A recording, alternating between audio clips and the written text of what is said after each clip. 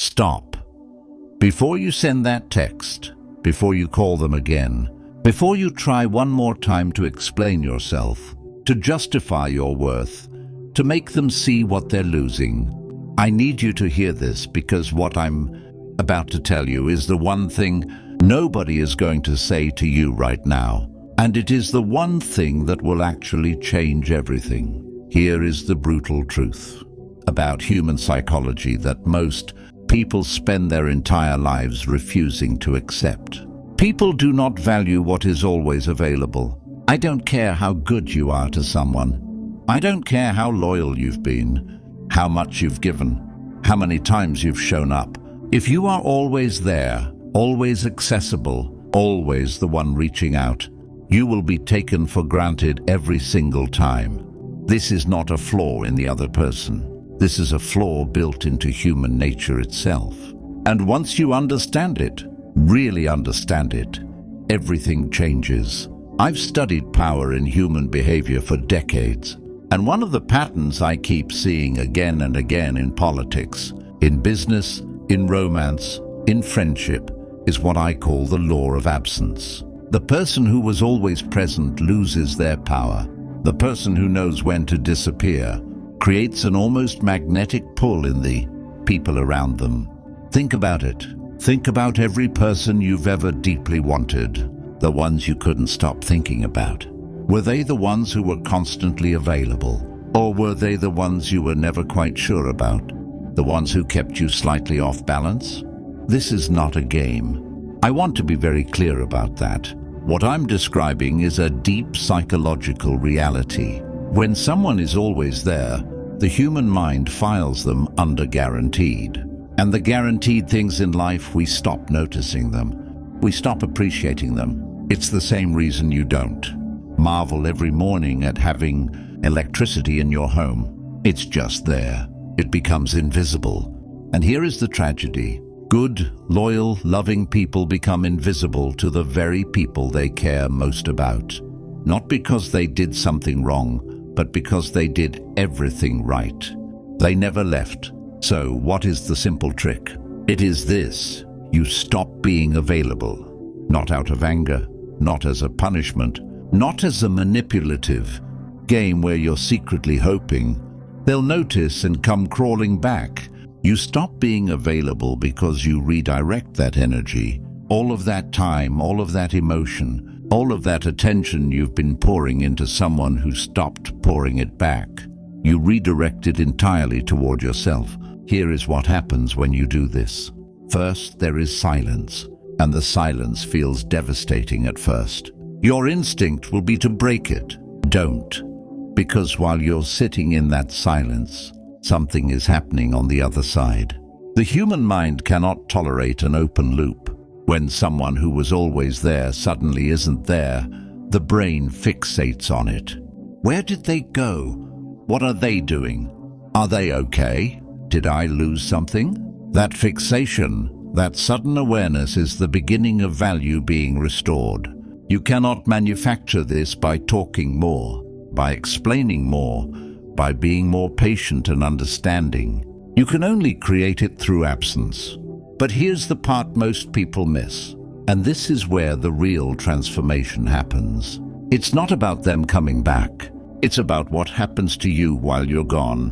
When you stop obsessing over someone who doesn't value you, when you stop analyzing every word they said and every text they didn't send, you start to return to yourself, and you discover something that the relationship had been quietly eroding. Your self-worth, your sense of who you are, independent of their approval. I've seen this happen over and over. People who were completely diminished by a relationship, walking on eggshells, shrinking themselves, becoming smaller and smaller to fit into the space someone had decided they deserved. They pull back, they go quiet. And within weeks you can see a kind of quiet power returning to them. Their posture changes. The desperation leaves their eyes. They stop explaining themselves. And ironically, that is exactly when the person who didn't value them suddenly starts to feel a very uncomfortable sensation. The fear of actual loss. You have to understand something about the human ego. Every person, no matter how confident they appear, has a deep need to feel significant, to feel that they matter, to feel that their presence has an impact. When you're always there for someone, you are feeding that need for them constantly, and they begin to feel significant, not because they've earned it, but simply because you keep showing up. But the moment you stop showing up, their ego goes into a kind of panic. Suddenly they are no longer certain of their own significance, and that uncertainty is extraordinarily powerful. If this is hitting you harder than you expected, that's not random. It means you're starting to see something most people spend years avoiding. So before you keep going, do something simple. Subscribe, not for me, but for you. Because the moment you start understanding these patterns, your entire life changes. But only if you keep reinforcing it. And I want you to comment one word right now. Aware. Not for the algorithm, but as a signal to yourself that you're done repeating the same cycle. Now, some people will respond to this with bitterness. They'll say, you became cold, you became distant, you changed. Let them say it. What they are really saying is the dynamic shifted, and I don't like being on the other side of it. And that's fine.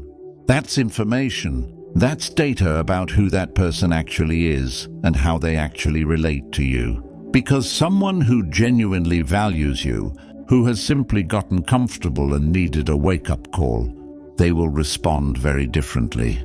They will reach out. They will ask what's wrong. They will reflect. And that reflection is where real change becomes possible. But I want to go deeper than the relationship dynamic. Because honestly, that's not even the most important part of this. The most important part of this is what it forces you to confront about yourself. Why were you accepting someone's diminished valuation of you in the first place? Why were you so afraid of the silence? So desperate to keep the connection alive that you were willing to shrink yourself to fit what they were offering? This is the question that matters. And the answer almost always comes back to something I've written about for years. The way our early experiences wire us to seek out certain kinds of emotional validation. If you grew up in an environment where love was inconsistent, where you had to earn attention, where affection came and went unpredictably, your nervous system learned to associate that inconsistency with love. It learned to find comfort in pursuit, in trying, in proving your worth. And so as an adult, you end up in dynamics where you are always the one working harder, always the one caring more, always the one who would lose more if the relationship ended. And you call it loyalty. You call it love. But a large part of it is a pattern you didn't choose, playing out again and again. This is why the real work of reclaiming your value has nothing to do with the other person. It has to do with you understanding your own patterns clearly enough to break them. The silence, the pulling back, the going quiet is not a tactic. It is a discipline. It is you choosing, possibly for the first time, to stop outsourcing your sense of worth to another person, to stop making their opinion of you the verdict on who you are. When you do this, when you genuinely, not performatively, shift your energy inward, you begin to build something that no relationship can give you and no relationship can take away. An internal foundation, a core, and people can sense that in you. It changes how you carry yourself.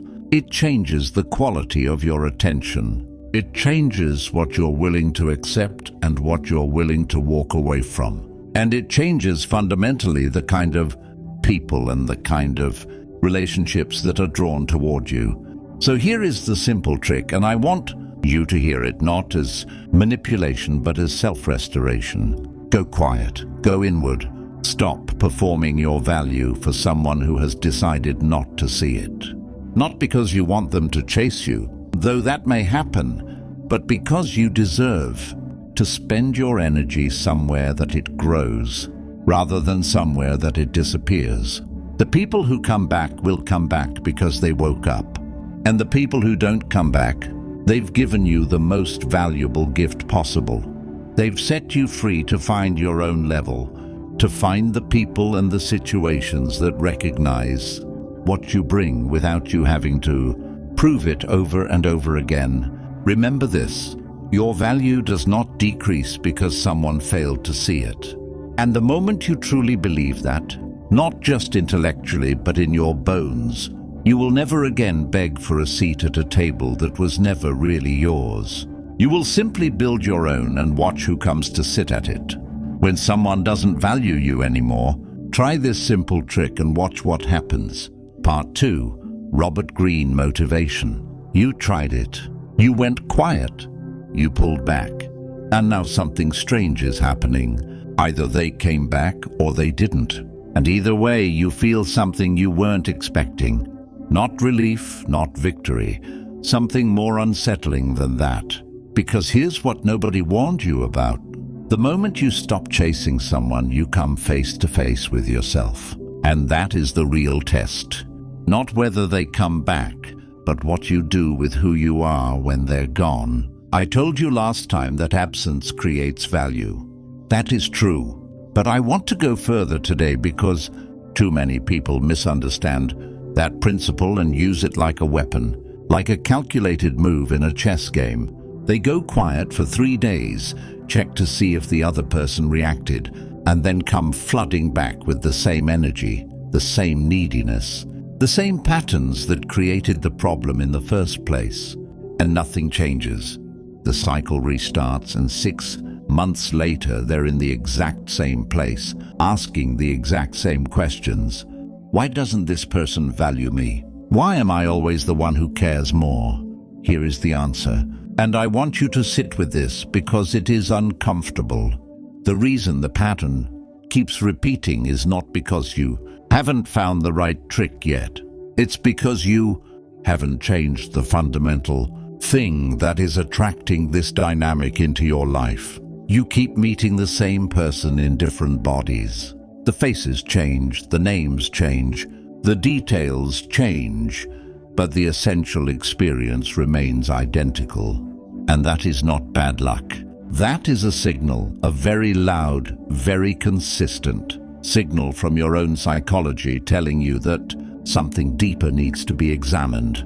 Let me tell you about one of the most fascinating and painful phenomena in human psychology.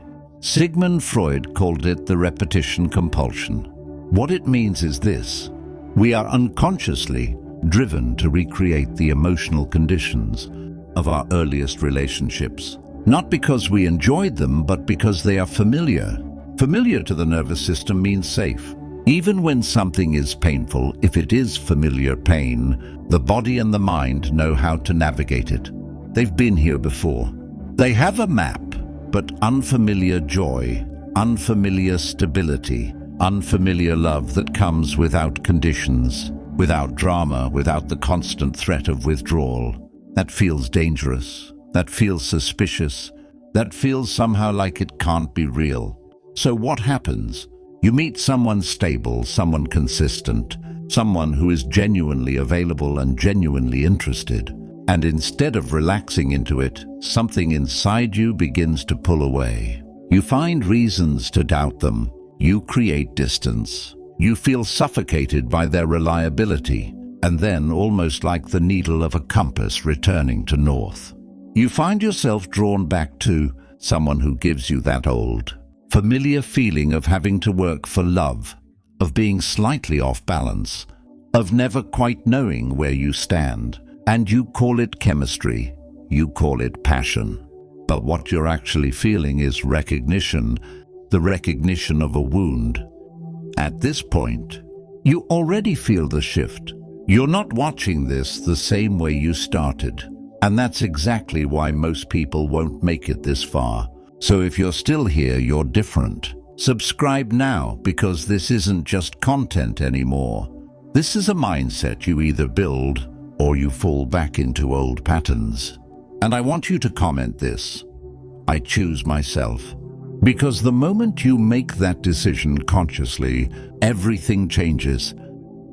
So the real trick, the second layer, the one that goes beneath the surface, is not about what you do with the other person. It is about becoming deeply, unflinchingly honest with yourself about the story you are telling about love.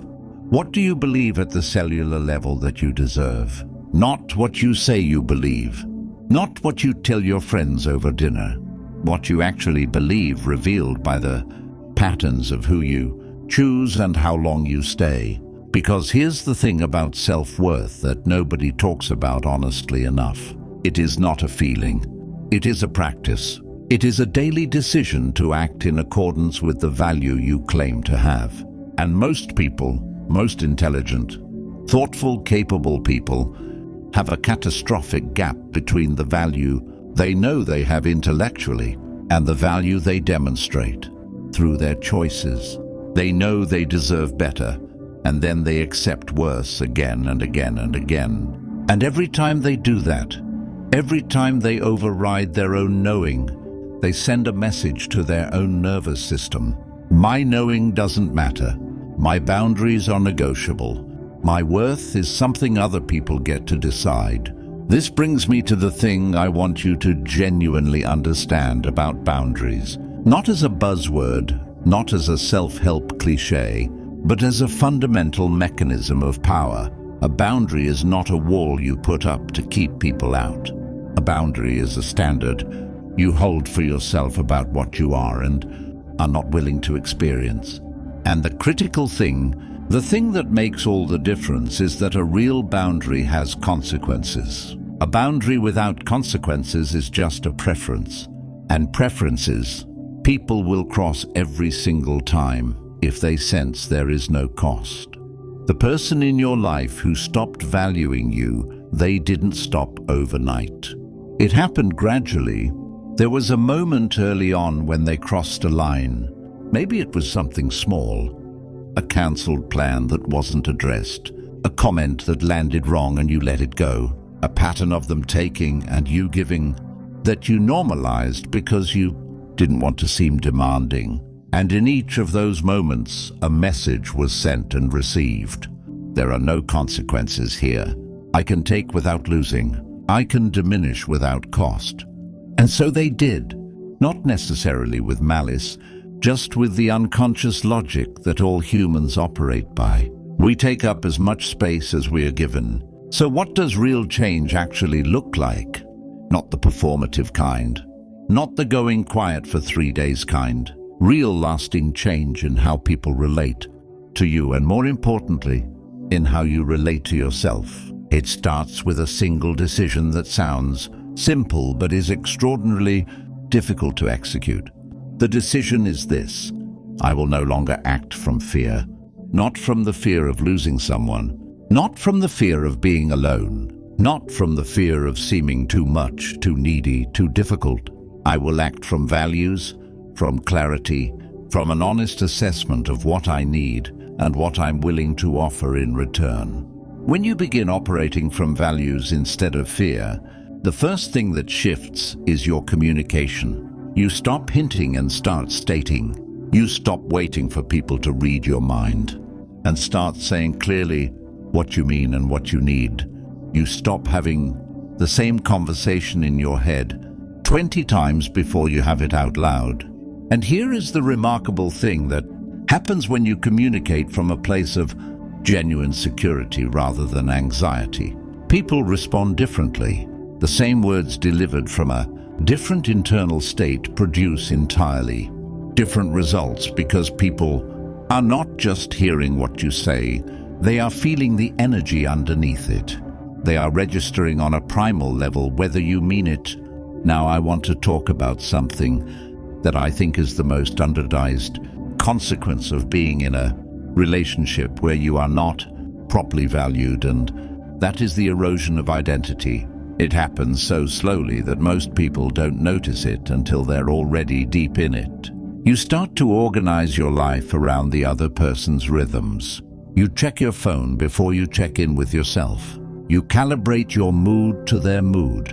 You start to lose track of what you actually want, what you actually enjoy, what you actually think. separate from what they want, what they enjoy, what they think.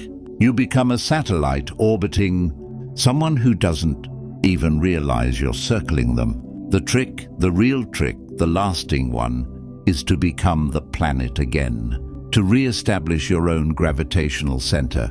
And this means doing the things that have nothing to do with any relationship, returning to the interests you dropped, pursuing the ambitions you put on hold, spending time with the friends you slowly stop seeing, sitting alone with your thoughts long enough to hear them again. These are not coping mechanisms. They are the reconstruction of a self. And a self, a genuine, grounded, interesting, growing self, is the most attractive thing in the world.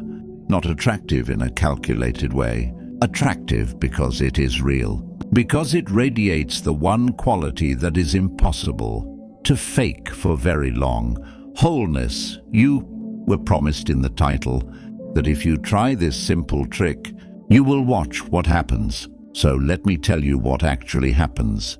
And I want to be honest with you because you deserve honesty more than you deserve comfort. Some people come back, they feel the absence.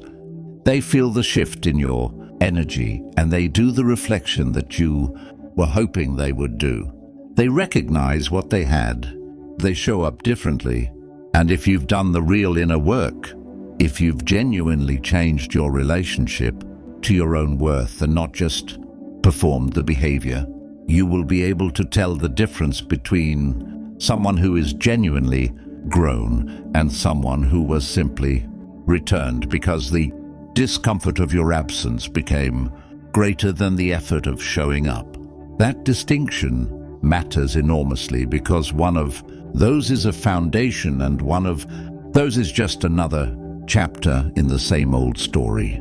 Some people don't come back, and that, as painful as it is one of the most important things that can happen to you because it removes all ambiguity. It tells you with perfect clarity that what was there was not what you thought it was. And that information, as brutal as it feels in the moment, is liberation. It is the universe clearing space for something that actually fits, something that doesn't require you to constantly justify your existence in someone's life. Here is what I know after decades of studying human nature. The people who are most deeply valued in relationships, in business, in every domain of life, are not the people who are the most available or the most accommodating or the most afraid to lose. They are the people who have developed an unshakable relationship with their own worth, who know what they bring, who are genuinely interested in and engaged with their own lives, who have standards and who hold them not rigidly, not coldly, but firmly, with warmth, with clarity, without apology. That is what you are building when you do the real work behind this simple trick. Not a strategy for getting someone back, not a technique for making yourself more desirable. A life, a full, self-directed, increasingly clear and powerful life. And when you have that, when you are genuinely living it, not performing it, the question of who values you changes completely, because you stop needing the question answered by any single person. You already know the answer. You are living it, and that changes. If you understood this, truly understood it, then you already know this was never about them. It was always about you. So don't just leave this here and go back to who you were. Subscribe, because this is where you rebuild that version of yourself, piece by piece. And before you go, comment, "I don't chase," not to prove anything to anyone else, but to remind yourself of the standard you're walking into from this moment forward.